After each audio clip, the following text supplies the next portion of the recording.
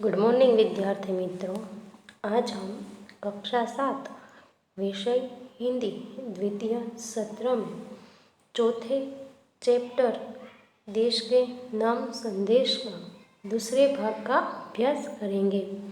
विद्यार्थी मित्रों, हमने इस पाठ के पहले भाग में इस पाठ को समझ लिया है।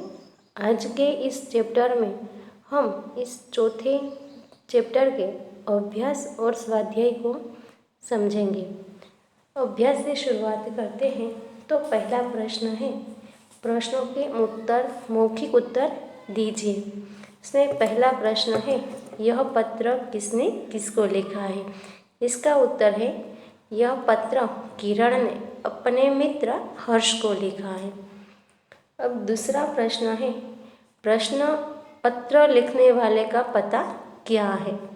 तो इसका उत्तर है, पत्र लिखने वाले का पता जो है वह है मातृछाया, ऊंची शेरी, गांव महेशपुर, तहसील भाभर, जिला बनासकांठा। अब तीसरा प्रश्न है, पत्र में क्या वर्णन किया है। इसका उत्तर है, पत्र में भारतीय नागरिकों के अपने कर्तव्यों के प्रति लापरवाही और सरकार के प्रति उनके शिकायती रवैये का वर्णन किया गया है।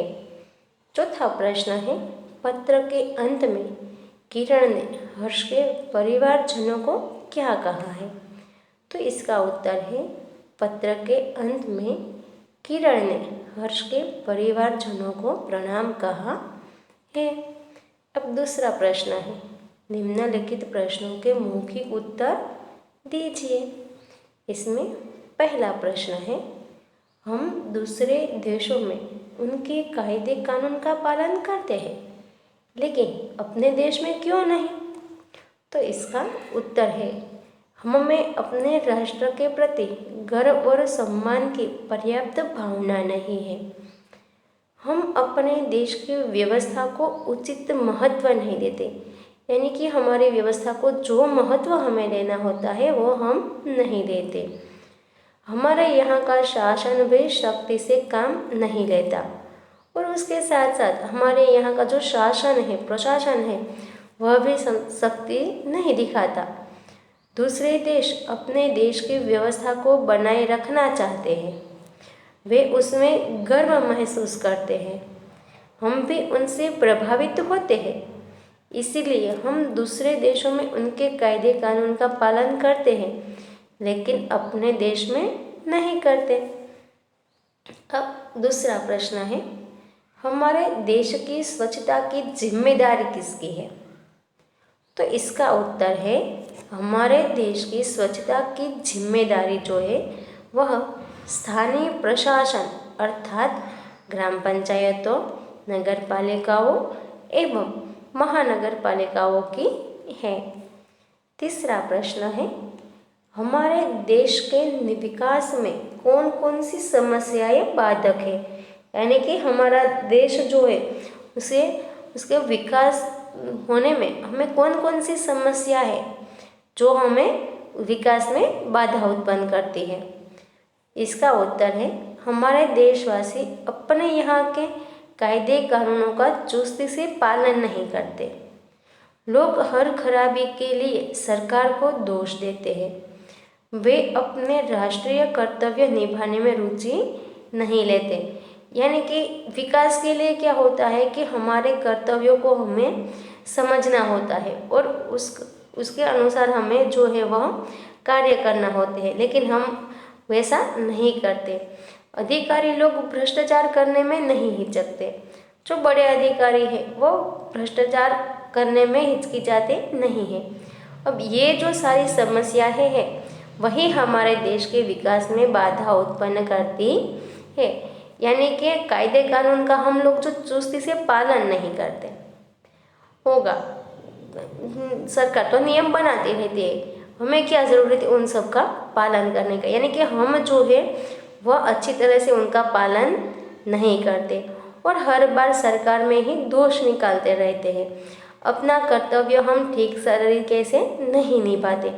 ये सारी जो बातें हैं वह हमारे देश के विकास में बाधा उत्पन्न करती है। चौथा प्रश्न है, देश के प्रति हमारा क्या फर्ज है? इसका उत्तर है, देश के प्रति हमारा फर्ज है कि हम अपने यहाँ के कायदे कानून का पालन करें। देश की व्यवस्था हम ऐसी बनाए जिस पर हमें गर्व हो। हम सरकार और स्थानीय प्रशासन को उनके कार्यों में सहयोग दें। हम ऐसा कोई भी कार्य न करें जिससे देश की प्रतिष्ठा पर आ जाए। अब तीसरा प्रश्न है, शब्दों को उचित क्रम में रखकर अर्थपूर्ण वाक्य बनाइए।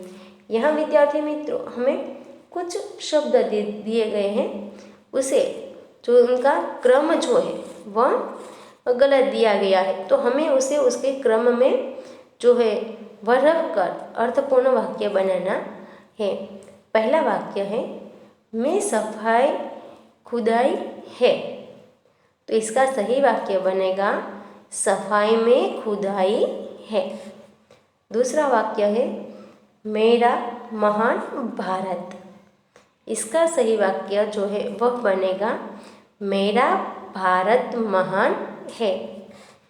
तीसरा प्रश्न है, लेना और दहेज पाप देना है, इसका अर्थपूर्ण वाक्य बनेगा, दहेज लेना और देना पाप है। चौथा जो है वाक्य है, आदर्श भारत को आओ बनाए मिलकर राष्ट्र, इसका अर्थपूर्ण वाक्य बनेगा, आओ मिलकर भारत को आदर्श राष्ट्र बनाए। चौथा प्रश्न है, ऐसे व्यवहार की चर्चा कीजिए जिससे हम देश में अव्यवस्था खड़ी करते हैं एवं देश के विकास में बाधा डालते हैं। तो इसका उत्तर है, हमारे देश में कभी कभी सांप्रदायिक दंगे भड़क उठते हैं। इसी तरह कभी कभी भाषावाद भी हिंसक बन जाता है। ऐसे मौक़ों पर कट्टरवादी लोग तोड़फोड़ करते हैं, सरकारी संपत्ति की बहुत हानि होती है। ऐसा बर्ताव देश में अव्यवस्था खड़ी करता है। अशांति के कारण देश के विकास में बाधा पड़ती है। अब पांचवा प्रश्न है, दहेज एक दूषण, इस विषय पर कारण सहित अपना मत दीजिए। तो इसका उत्तर है, दहेज की प्रथा समाज के लिए अभिशाप बन गई है।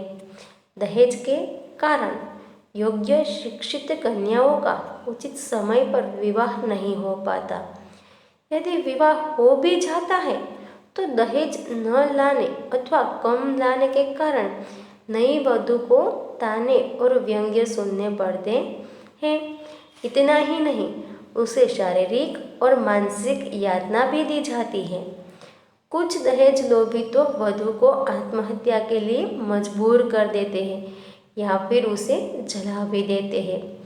जिस दहेज के कारण इससे दर्दनाक और शर्मनाक कांड होते हो वह सचमुच समाज का दूषण है, उसका कभी समर्थन नहीं किया जा सकता। अब छठा प्रश्न है, हम स्वयं कैसे अपने कर्तव्य का पालन करके आदर्श नागरिक बन सकते हैं एवं भारत को आदर्श राष्ट्र बनाने में योगदान दे सकते हैं। इस विषय पर दिए गए प्रारूप के आधार पर अपने मित्र को पत्र लिखकर अपने विचार बताएं। विद्यार्थी मित्रों, यहाँ जो है वह हम हमारे देश के आदर्श नागरिक कैसे बन सकते हैं उसके बारे में आपके क्या विचार है, उस विचार को आपको अपने मित्र को पत्र में लिखना है। विद्यार्थी मित्रों, यहाँ पर यह पत्र मैं लिख रही हूँ, इसलिए यहाँ पर मैंने अपना पता लिखा है। तो यहाँ हमें प्रारूप दिया गया है कि किस तरह हमें क्या लिखना है। तो पहले जो है वह हमें हमारा पता लिखना है, जहाँ पर मैंने अपना पता लिखा है। आगे जो है वहाँ हमें दिनांक लिखना है, दिनांक यानी कि जिसे हम तारीख कहते हैं वह लिखनी है। उसके बाद संबोधन, यहाँ मैंने प्रिय सखी लिखा है, आप चाहें तो सखी के अलावा सहेली भी लिख सकते हैं, और अगर लड़के लिख रहे हैं तो अपने यहाँ पर प्रिय मित्र लिख सकते हैं। आगे जो है वह आपको अभिवादन करना है। तो अभिवादन जो है वह हम क्या करेंगे, सप्रेम नमस्ते। अब पत्र लिखने का कारण, तो हम क्यों पत्र लिख रहे हैं, तो यहाँ कारण दर्शाते हुए हम लिखते हैं कि तुम्हारा पत्र मिला, तुमने आदर्श देश प्रेमी नागरिक के बारे में जानने की इच्छा प्रकट की है। इस बारे में मैं इस पत्र में अपने विचार प्रकट कर रहा हूँ या तो कर रही हूँ। तो यहाँ पर हमारा यह जो था पत्र का कारण था। अब हमें लिखना है पत्र का जो विषय वस्तु है। तो हम जो पत्र लिख रहे हैं उन्हें उसमें क्या लिख रहे हैं, तो यहाँ से शुरू करते हैं। आदर्श नागरिक को अपने देश के कायदे कानून का पालन करना चाहिए। सार्वजनिक स्थानों पर गंदगी नहीं करनी चाहिए। बाढ़, भूकंप, अकाल के समय पीड़ित लोगों की हर संभव सहायता करनी चाहिए। दहेज जैसे रिवाजों का विरोध करना चाहिए। इस तरह का आचरण कर हम एक आदर्श नागरिक बन सकते हैं। अब यह था जो हमें आदर्श नागरिक कैसे बन सकते हैं, हमारे विचार क्या है, वो हमने हमारे मित्रों को जो है इस पत्र में लिखा। अब पत्र में आगे हम क्या लिखेंगे, तो अन्य समाचार। तो अन्य समाचार में हम क्या लिखेंगे कि मेरी माताजी अब बिल्कुल स्वस्थ हैं, हर्ष भली भांति पढ़ाई कर रहा है, आराध्या तुम्हें बहुत याद करती है। और समाप्त, हम समाप्त जो पत्र समाप्त करते तब क्या लिखेंगे, तो तुम्हारे परिवार में बड़ों को प्रणाम और छोटों को प्यार। अब संबंध क्या है, पत्र लिखा है वहाँ आपका संबंध क्या है, तो क्या लिखेंगे आप जो उन्हें तुम्हारा मित्र या तो तुम्हारी सखी या सहेली और आपका नाम। समझ में आ गया ना विद्यार्थी मित्रों। तो आपको इसी तरह से अपने मित्रों को जैसे कि मैंने आपको यहाँ समझाया और पत्र लिखा है, उसी प्रकार से आपको भी अपने मित्र को पत्र लिखना है। यहाँ पर हमारा अभ्यास जो है वह समाप्त होता है। अब हम आगे स्वाध्याय जो है वह देख लेते हैं। स्वाध्याय में प्रश्न 1 जो है, प्रश्नों के उत्तर लिखिए। इसमें पहला प्रश्न है, डॉक्टर कलाम ने इस ईमेल से हमें क्या सीख दी है, तो इसका उत्तर है डॉक्टर कलाम कहते हैं कि हम सरकार चुनने के लिए मतदान करके निश्चिंत हो जाए, यानी कि निश्चिंत नहीं होना है, जो हम निश्चिंत हो जाते हैं। हम ऐसा ना सोचें कि अब हमारी सारी जिम्मेदारियां चुनी हुई सरकार उठाएगी, हमारे सारे काम सरकार करेगी। हमें रद्दी कागज भी कूड़ेदान में डालने की तकलीफ नहीं उठानी है। सामाजिक समस्याओं के बारे में भी अब हम अपना स्वार्थ ही देखते हैं। बाहर से दहेज का विरोध कर चुपके से दहेज ले लेना बहुत ही गलत बात है। इस प्रकार इस ईमेल में डॉक्टर कलाम ने हमें एक सच्चे नागरिक के रूप में अपनी जिम्मेदारियां निभाने की सीख दी है। अब दूसरा प्रश्न है, दूसरे देशों में और अपने देश में हम जो व्यवहार करते हैं उसमें क्या अंतर है, तो इसका उत्तर है दूसरे देशों में जाकर हम उनकी व्यवस्था का आदर करते हैं और उसका पालन भी करते हैं, जबकि अपने देश में हम यहाँ की व्यवस्था की अनदेखी करते हैं। दूसरे देशों में हम उनके स्वच्छता संबंधी नियम का पालन करते हैं, गाड़ी उन देशों के नियमों के अनुसार चलाते हैं, उन देशों में बेईमानी करने की हिम्मत नहीं करते। परंतु जैसे हैं ही हम अपने देश में आते हैं तो हम न स्वच्छता का ध्यान रखते हैं, न गाड़ी की गति का और न ही ईमानदारी का। इस प्रकार दूसरे देशों में और अपने देशों में हम जो व्यवहार करते हैं उसमें बहुत अंतर है। तीसरा प्रश्न है, दूसरे देशों में लोग स्वच्छता के प्रति कैसे जागरूक हैं, तो इसका उत्तर है दूसरे देशों में लोग स्वच्छता को बहुत महत्व देते हैं।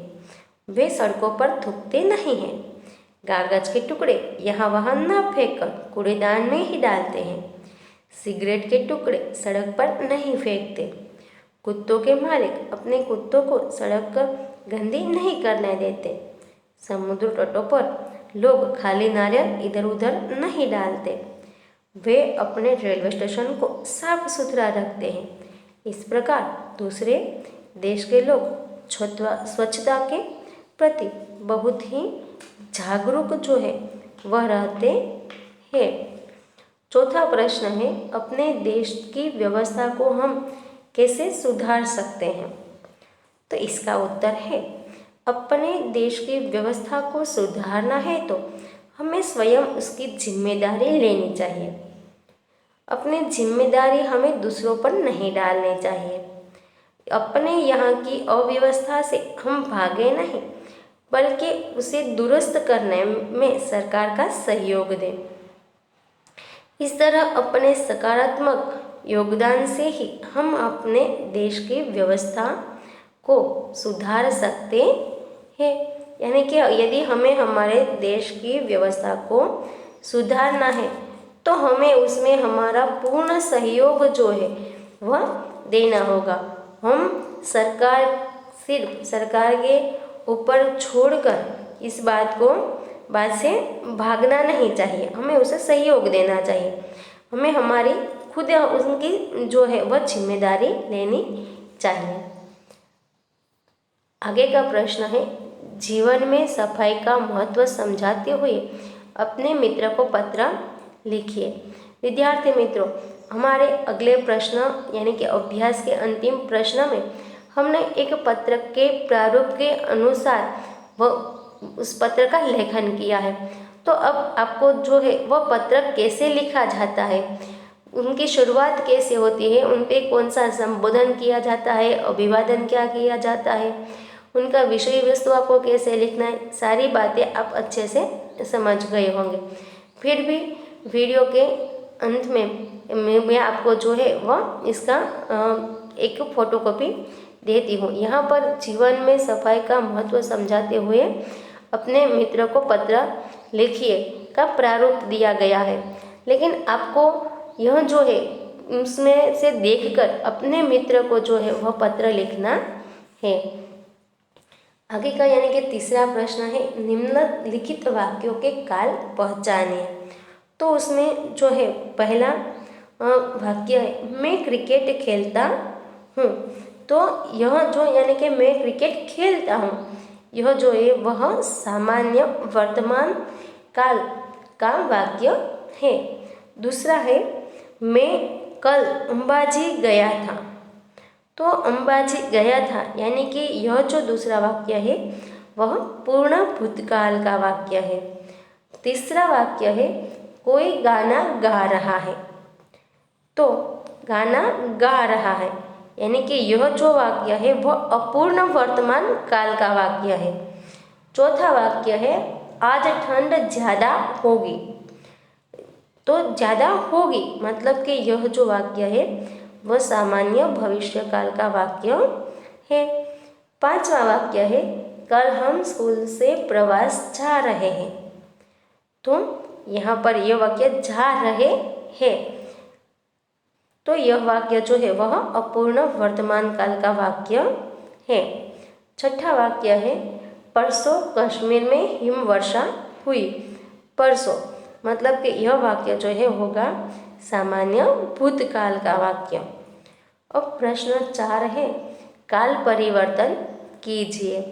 इसमें पहला वाक्य है, मैं बाजार गया। तो इसका हमें भविष्य काल में परिवर्तन करना है। तो भविष्य काल में इस वाक्य का वाक्य बनेगा, मैं बाजार जाऊंगा। दूसरा वाक्य है, मंदिर में पूजा होगी। इसका हमें भूतकाल में परिवर्तन करना है। तो भूतकाल में ये वाक्य बनेगा, मंदिर में पूजा हुई। तीसरा वाक्य है, शिमला में हिमवर्षा हुई। इसका हमें भविष्य काल में वाक्य को इस वाक्य को परिवर्तन करना है। तो भविष्य काल में इसका वाक्य बनेगा, शिमला में वर्षा होगी। और चौथा वाक्य है, मैंने पढ़ाई की। इस वाक्य को हमें वर्तमान काल में परिवर्तित करना है। तो वर्तमान काल में इस वाक्य का वाक्य बनेगा, मैं पढ़ाई करता हूँ। तो विद्यार्थी मित्रों, यहाँ पर हमारा जो ये चौथा चैप्टर था देश के नाम संदेश, उसके इस वीडियो में हमने इसके अभ्यास और स्वाध्याय के बारे में समझा। तो आशा करती हूँ कि आप जो है इस अभ्यास को और स्वाध्याय से को अच्छी तरह से समझ गए होंगे। तो विद्यार्थी मित्रों, आपको ये अभ्यास और स्वाध्याय जो है वह अपनी बुक में लिखना है। धन्यवाद।